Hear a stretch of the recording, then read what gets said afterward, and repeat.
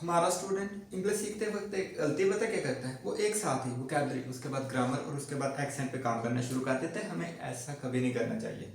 सबसे पहले ना थोड़ी बहुत वोकैबलरी सीख लेनी चाहिए, जाके लफ्ज़ों से हमारी थोड़ी बहुत दोस्ती हो जाए। वोकैबलरी के बाद हर एक सेशन सिर्फ ग्रामर का। ग्रामर के बाद आपको थोड़ी बहुत स्पीकिंग करने की प्रैक्टिस करनी चाहिए, ताकि आपका कॉन्फिडेंस भी बूस्ट होता रहे और you would be in a position to speak it fluently. ये एक फार्मूला था जी। सबसे पहले वोकैबलरी आपकी चलेगी पूरा साल, और उसके बाद ग्रामर एक सेशन।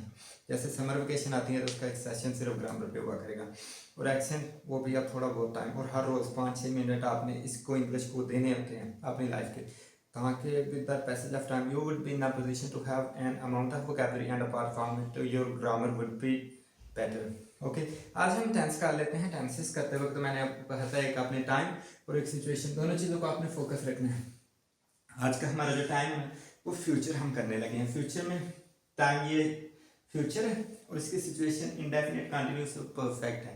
अच्छा, टाइम और सिचुएशन दोनों चीज़ों को आपने फोकस रखना है। आज हमारा फ्यूचर इंडेफिनिट है। जब हमने इंडेफिनिट में देखा तो इंडेफिनिट के बिल्कुल अपोजिट में विल और शैल हमें मिला।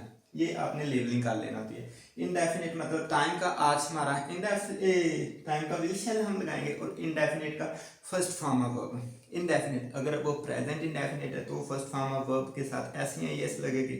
अगर वो फ्यूचर इंडेफिनिट है तो विल शैल के साथ फर्स्ट फॉर्म लगेगी। मतलब इंडेफिनिट के साथ फर्स्ट फॉर्म आनी है सिवाय पास्ट इंडेफिनिट के। पास्ट इंडेफिनिट सिर्फ सेकंड फॉर्म ऑफ वर्ब लेता है, और सेकंड फॉर्म ऑफ वर्ब पूरी वोकैबलरी में, पूरी ग्रामर में सिर्फ एक ही दफ़ा इस्तेमाल होती है, वो भी किधर?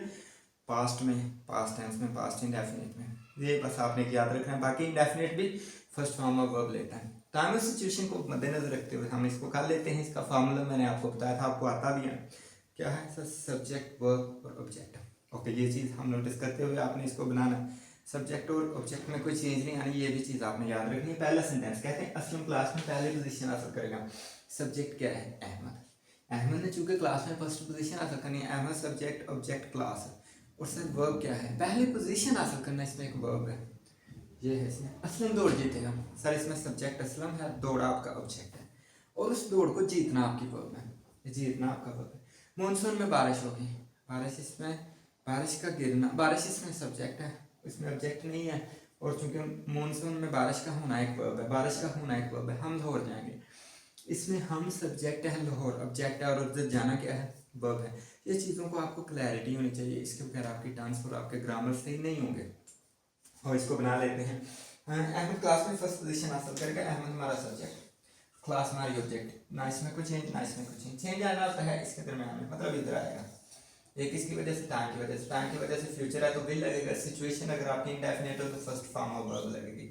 Ahmad will stand first in the class. First form of verb stand first, stand stood, stood. तो ये फर्स्ट फॉर्म और ये विल। ओके सर, इसमें भी हमें क्लैरिटी आ गई।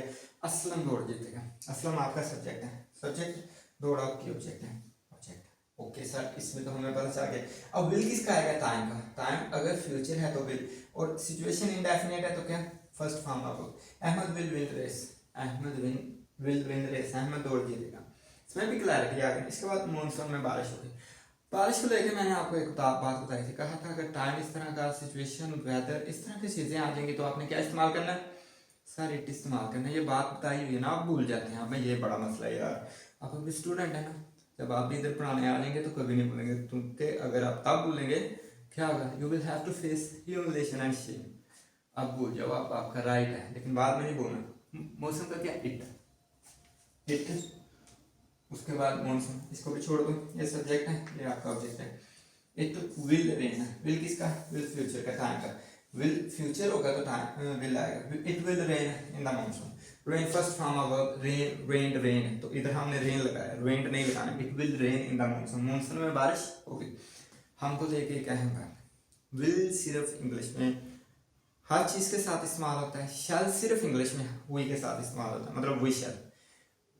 हम के साथ शैल इस्तेमाल होगा, अदरवाइज आपका विल इस्तेमाल होगा, तो हम हो जाएंगे। इधर क्या है? बस सब हम हैं तो वी इस्तेमाल होगा। ओके, वी शैल गो। शैल किसका? पहले नंबर पे टाइम का ना, और गो फर्स्ट फॉर्म होगा किसकी? सिचुएशन की। We shall go to Lahore. Lahore जाएंगे हम।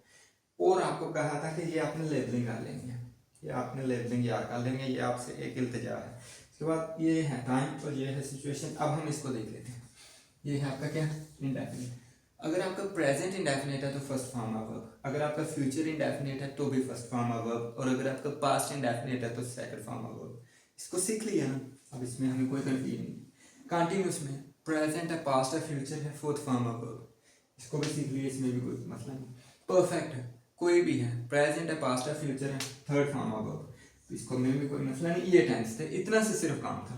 मतलब कि इसको आपने सिर्फ लेबलिंग कर लेना, ये आपकी चीज़ याद रखनी चाहिए, ये आपके हेल्पिंग वर्ब भी आपको याद रहना चाहिए, ये आपके सिचुएशन भी आपको याद रहना चाहिए। यार ये इतना काम होता है टेंस, जो हमें 12th तक मुझे हनेस्टली नहीं थे आते। और क्यों नहीं थे आते? क्योंकि हमें हर रोज़ लगवाया जाता था रटा, वो भूल जाता था। तो वैसे जब टाइम आते होते थे, अगर हम आज प्रेजेंट में या पास्ट में जाते थे, आज प्रेजेंट इंडेफिनिट सीखा तो आएगा, लेकिन सुबह जब पास्ट इंडेफिनिट सीखेंगे तो भूल जाता था। और ये आपके लिए एक लकीस्ट चांस है, you will be I think a luckiest man you are here, and I just only request to you, just stay focused, stay tuned. Okay, Allah Hafiz.